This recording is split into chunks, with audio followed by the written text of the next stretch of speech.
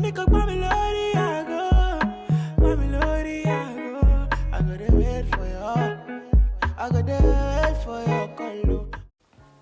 Hey guys, welcome back to my channel. I'm sure you guys have missed me quite a bit. I'm joking. If you guys don't miss me, you guys don't miss me. And you know, I'm not gonna cry. You miss me? Okay. I miss you too. Anywho, welcome back to my channel. Let's get into this video, okay? Are we ready? Guys, are we ready? I don't think you're ready. You're ready? Come on, let's go. Right. So today I'm going to literally be talking about my first year uni experience, specifically my first year medical school experience at King's College London. If you're new to my channel, you probably don't know, I study medicine at King's College London. I'm currently on the EMDP program, which is the Extended Medical Degree program. Throughout this video, I will break that down for you guys if you don't understand it. And if you want me to do a whole separate video on it, I can gladly do that for you guys. So let's get into it. If you're confused as to why I'm looking down, I have my trusty iPad. So yeah, I've got all of my stuff written down here because I will waffle and I will chat and you guys will get bored, okay? So to prevent that, I've got my notes. So first we're going to start off with academics. What is EMDP? EMDP is the Extended Medical Degree program. Now, one thing not to get confused about this is that it's a foundation medicine program. It's not.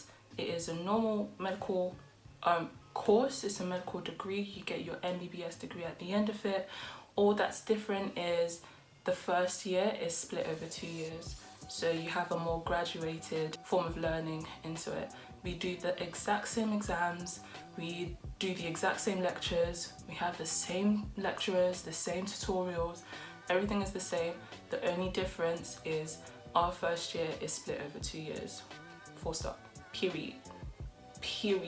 Let's go over the course structure. Medicine at King's, I feel like it's quite unique. In our first year we have modules, and within those modules we have blocks that, you know, we have lectures within the blocks. So we have modules, then blocks within the modules, and then the lectures and the tutorials and the workshops and the practicals within like the lectures, if that makes sense. I think that's just really organized. It makes everything, you know, more cohesive and easy to, you know, turn back to and easy to test as well. So yeah, that's how our course is structured. We have lectures, tutorials, practicals and workshops. Those are the resources that King's has on offer. First year we go over the basics of biomedical science, common year 1. So I found that a lot of my friends on biomed and neuroscience were basically all studying the same thing. At least during the first semester, we're all studying relatively the same thing. So that was cool. We do philosophy. I don't know if that's going to turn you off or if that's going to pique your interest or anything, but we do philosophy, and I think that is literally the best thing ever. Personally, when I came onto the course, I was looking for philosophy. Like, I really wanted to do something with philosophy, ethics, because practicing for interviews made me so interested in the ethics side of things. What is right, what is wrong, how do we deal with things morally, you know, how do you deal with different scenarios? That kind of stuff really intrigued me, and you know, thinking really intrigues me. That sounds so pretentious. I think that is very useful as a doctor. There are so many presumptions that you go into as a doctor, and King's really helps to clear that up in your first years. So I think that's so helpful. You're learning the skills to be a doctor, and then you're learning your knowledge that you need to be a doctor at the same time. I think that's so useful. Like, I know other unis literally just straight into science for the first like 3 years, and you only learn how to be a doctor for the last 1 year. And I think it's really good that King's does that from the start. Exams. Everyone's scared about exams. We have MCQs and they are SBA based. So let me break that down for you. Look at me using all these abbreviations. Trust me, when I first got to King's, I was just like, why are letters everywhere?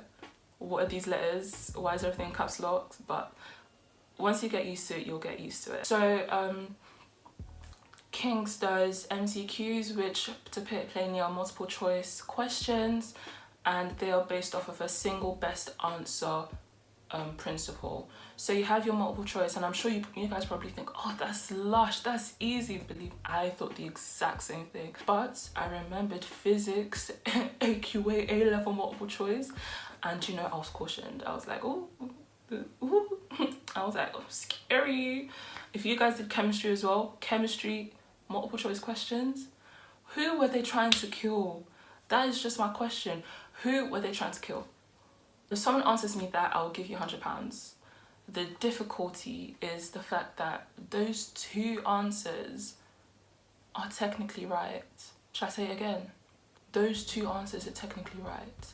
Now remember what I said. I said the single best answer. Now the thing is, you have to think about what is the best definition, what is the best thing that can resolve this question. And that's when you get to, you know, developing your knowledge, because there's a lot of A-level knowledge as well, especially in your first year, your first semester. It's a lot of building up your A-level knowledge, and that's what makes it really complex to answer. That's where you can really get your marks. That's how to get your marks. You need to know your single best answers, and you need to rewire your mindset from A-level, and you need to tune it to degree level. So in terms of academics, that was my first year of uni. My thoughts on that, I really enjoyed it. And maybe it's coming from a place of, you know, I was worried about going into medical school. I thought the content was going to be hard. I certainly had imposter syndrome. I felt like I was not supposed to be there. You guys need to realize that for yourselves. You went through the exact same process. You all wrote your personal statement to yourself. You all sent off your application, your extracurricular activities. You all sat your GCSEs. You all sat your A-levels, right? You all got your grades. You all went through the same interview process. And that's one thing I can test for King's. They use the exact same interview questions for EMDP and medicine interview, the 5-year course. You deserve it just as much as everyone does. I really love the EMDP programs. EMDP is just the greatest, and I will keep selling it. The next part I'm going to be talking about is accommodation and social life. Now for me personally, I think I've talked about accommodation. I looked up my accommodation on King's Residences. I know some people went to intercollegiate halls and some people went to private accommodation. I really like living in my accommodation because it's quite close to campus. I could wake up at 8:45 and still make it to my 9 AM. I don't know if you guys are interested by that, but personally I have some pretty close calls. I think it's really helpful to pick accommodation that's close by, but if you're someone who's good with timing, like impeccably good with timing, then, you know, live as far as you want. You can, you know, let other factors decide where you want to live rather than proximity to campus. Accommodation and social life. I would like to say, you guys, your flatmates aren't everything. If your flatmates don't like you, like, this is a disclaimer, if your flatmates don't like you, you'll be fine, okay? You're living there, you're paying rent just like everyone else. Invite your friends over and, you know, chill with them instead, or go to your friend's house and chill with them instead. Your flatmates aren't everything. If they don't like you, they don't like you. Just make sure that you live amicably, in peace, in a clean, hygienic environment. That's my 2 pence, and I'm leaving it there. Social life, I would really encourage you guys to go to your freshers fair. Look at all committees, put your emails down, put your numbers down for all your committees. Like, anything that interests you, don't think about it. Do not think about it. Just put your name down. Jump in. You need to just do new things. Like, you won't regret it. I definitely kind of regretted not signing up to more things, but obviously it's never too late. I will be signing up to way more things next year, so meet me there. You definitely have an ACS. You're looking at events officer for the 2020/21 year. So if you guys want to know more, hit me up, follow my Instagram, follow my Twitter, and yeah, just follow socials. We'll keep you guys updated. Sign up to ACMA, African Caribbean Medical Association, Basketball Society, Pole Dance Society, Hockey Society, Rugby Society, and guys, there is a female counterpart for each of these. Go and sign up. We have these EMDP dinners. Guys, if you're on the EMDP, make the most of signing up to these dinners. They are so much fun. I felt so posh. I felt so grateful to be in that setting. So grateful. I never in a million years would have even guessed that I would be there. It was only things I could dream of. Like, I remember when I was sat there on the table with these, you know, like-minded people and people so much higher and with the same interests, and they want to support us, and I was nearly crying. Like, guys, if you ask my friends, I was welling up with just grateful. In the group chats, that is another thing that I will certainly preach about till I conclude this university period of my life. Download WhatsApp now. Pause the video, pause. Welcome back. Downloaded it, very good. Make sure you have a nice DP, nice profile picture. Okay, cool. Put the name that you want to be called as your name there, right? Have you done that? Very good. That WhatsApp is going to be your house for a couple weeks, okay? I'm talking from committee group chats to society group chats to your course group chats to your friend group chats as well. Everything is going to start from WhatsApp, period. Make use of your group chats. Another thing that I would like to talk about from social life is working. I actually started working when I was in sixth form. I worked for my school, but I became a full-fledged working adult when I got to university because I now have to be the one to put food on my table. So I was out there working these shifts. You can find loads of these temp agencies and you can find easy jobs, like easy shifts. They don't need any training whatsoever. It just needs to be like hospitable, and you just need to have like, you know, gumption to be able to do easy tasks. That's just it. Hand in your CV before the term starts maybe, or you know, a week or two into your semester, so you're comfortable with how your timetable works and all of that, so you can work part-time. I certainly would not advise you to work full-time. I would say that you should steer as far away from working full-time as possible. Make sure you work part-time, make sure you're earning, you know, a good enough amount so that it's not contradictory with the amount of time that you spend studying and the amount of time you spend working. And I'd also like to say that you should, if you're scared about being organized about that stuff, you should definitely speak to your tutor about it, about working, and see if there are any options or any forms of aid for you if you need to work, or if you feel like you need to work. Overall, my thoughts on, you know, uni and social life and accommodation for my first year, I think it was great. I think it was absolutely lovely. I loved ACS Society. We had some fun events. We had Culture Shock. I didn't film it, but you can check out my friend Victoria's YouTube video showing Culture Shock. It was great. We had an excellent turnout and I loved it so much. I was like, you know what, I must be an events officer next year. All of my friends are either in ACS Society or they're on my course. And then I have friends of friends as well. And, you know, that's great. It's fun.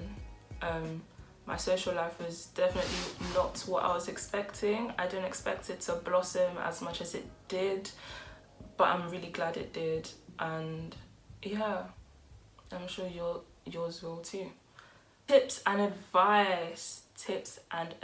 So one big thing I would say is to make the most of connecting with your older years, because I mean, I don't think I have to spell it out for you guys, but you can learn about the course. You can get some, you know, tips from them, advice. You know, if you don't understand something, they've been through it as well, so they can help you understand it.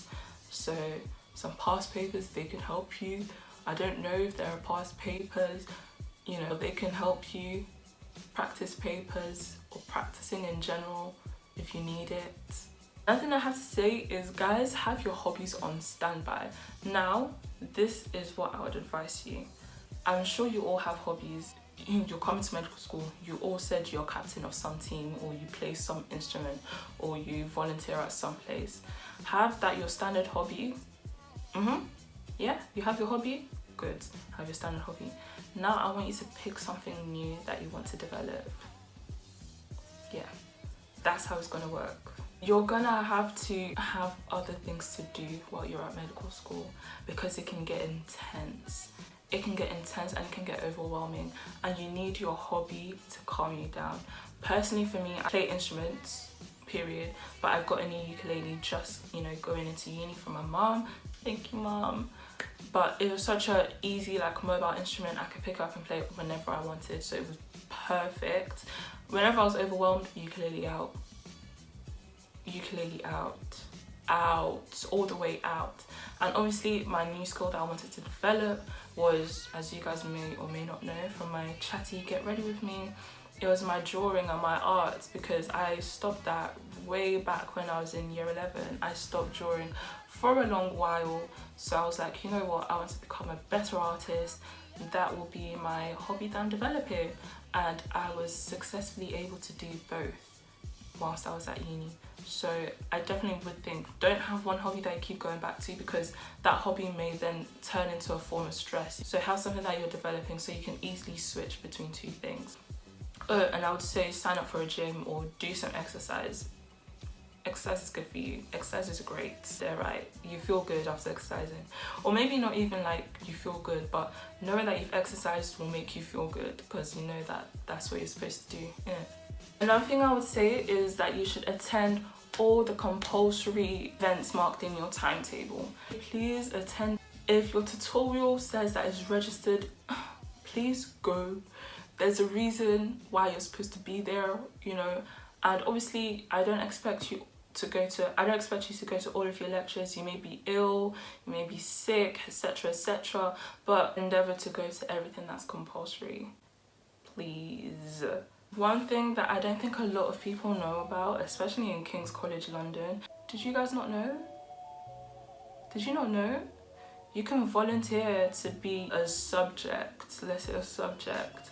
You can volunteer if you're bored, right? You can do that. I took part in a hypnosis one, and that was so much fun. I don't think I could be hypnotized, but guys, it's different. There is so many different things that you can do at uni, and I just want to advise you guys to make the most out of every opportunity you have offered to you.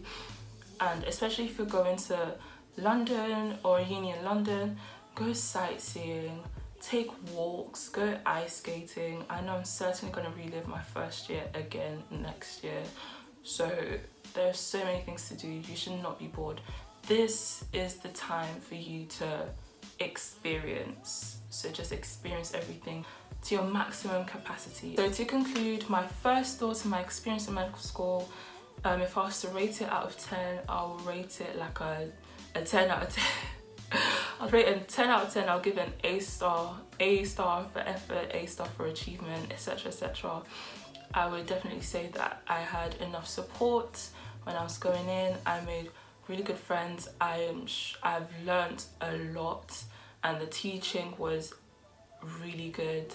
And I think if you want to go into medicine and you have the conviction to do so, don't let anyone pull you down or talk you away from, you know, not going into medicine. Because if you feel like you can, and you know that you have something to give, and you know something you want to do it. Don't let anyone tell you otherwise, because they told me otherwise, and look at me now. But anyways, that's it for this video. I hope you guys enjoyed it. If you have any more video ideas, I've been doing a couple of these uni video ideas because I know you guys are about to go into uni, so thought I should help you clear some things up. If you have any more questions or anything you'd like me to talk about, I will certainly speak about them in another video, or I can just answer your questions. So don't hesitate to just hit me up, just call me, beat me anytime you want to reach me. But thank you guys so much for watching my video. Don't forget to like, share, comment and subscribe. I will see you guys in the next one. Bye.